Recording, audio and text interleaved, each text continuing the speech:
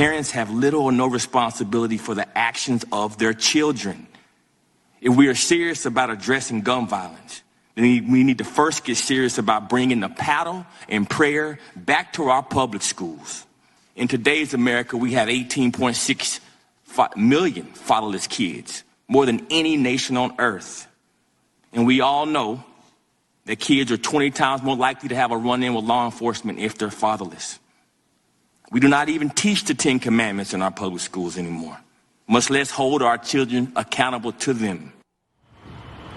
Jack Brewer with a powerful plea there to end gun violence during a hearing on the Uvalde school shooting.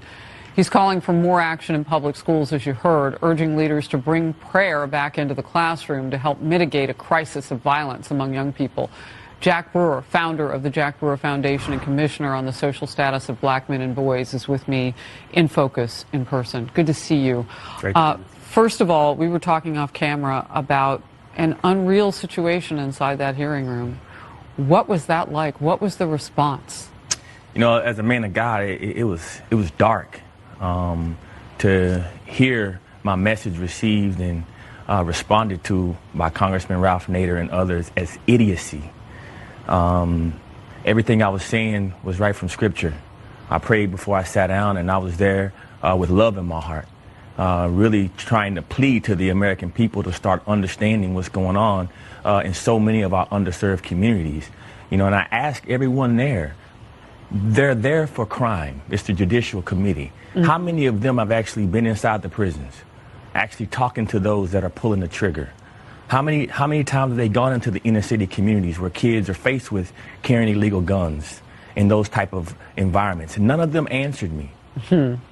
And so it really told me the spiritual setting that I was in. You know, everyone up there wants to talk about equity and equality, but we can't have that debate unless we can establish morality and righteousness and spirituality. And so if we're not going to do that, are we really trying to get to the root cause of these issues?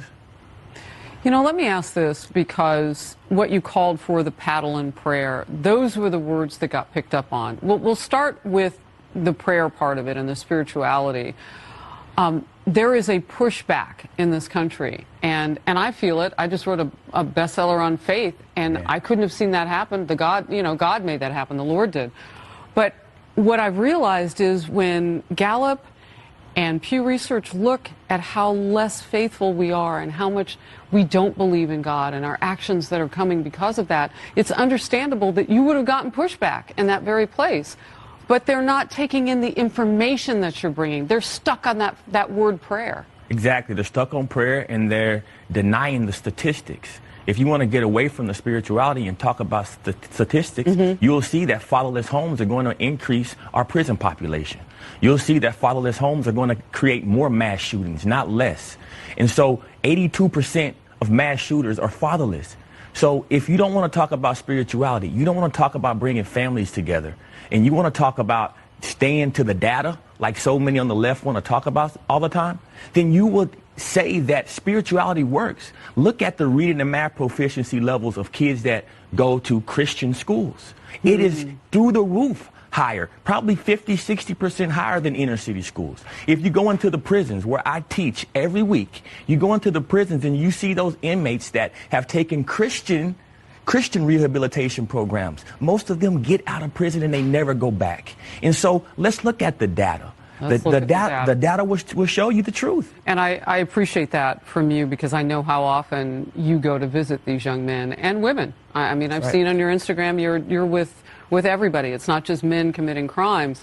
But what you're saying is, and what we see as a nation, when you say 82% of mass shooters are fatherless, those are men that we've lost in our society. The paddle was another thing, though, and I want to ask you about that. Because we have a situation where unions in this country were complicit in keeping our kids out of the classroom. Oh, first it was during the pandemic. First it was, well, we need vaccinations for all the teachers, and then that wasn't enough. And then they just wouldn't come for it. Not every single teacher, but the people who represent them, who are heavily tied to Democrats in this country. So when you say the paddle, I don't know, as a parent, I want that group of people touching my kid. I agree to a point. I think that in many of our public schools, we have teachers that we haven't armed with enough disciplinary push behind them. It's the message that you send to a kid that knows that he has no consequence. If you come to my youth center, where I have about 50 kids, and my kids know that we don't spare the rod, what that means is that school or that teacher better not call Coach Jack and tell me that you're there disrespecting them. If that doesn't happen, you will be gone. And so it's consequences. When kids don't have any consequence for their actions, and you see so many kids now that just don't get in trouble anymore, they let them go right back to school. And so we have to do something when kids are fatherless. Kids need to have that straight, hard hand in their home. I carried an illegal gun when I was young. The reason I didn't pull the trigger is because my dad would have beat the brakes off of me. And so those are the type of things that people may not want to hear it. But if we don't look back 20, 30 years ago, why was it so different? Why was there much more morality and respect? That's because people got whoopings at home back then.